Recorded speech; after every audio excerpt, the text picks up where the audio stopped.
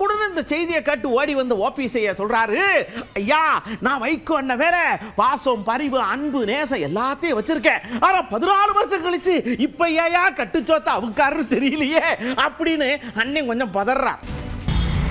அண்ணன் வைகோ அவர்கள் மீது நான் மிகுந்த மரியாதையும் அன்பும் பற்றும் பாசமும் வைத்திருக்கிறேன், இன்றைக்கும் வைத்திருக்கிறேன். அவர் என்ன பேசினாலும் நான் அவர் மீது அன்போடு தான் இருப்பேன், மரியாதையோடு தான் இருப்பேன்.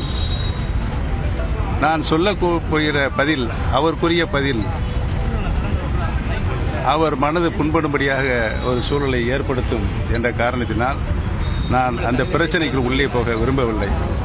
அரசியல் நாகரிகம் கருதி எந்த கருத்தை சொன்னாலும் அந்த கருத்து ஏனென்றால் 2011 நடந்த அந்த பேச்சு இன்று கிட்டத்தட்ட 14 ஆண்டுகள் ஆகிறது.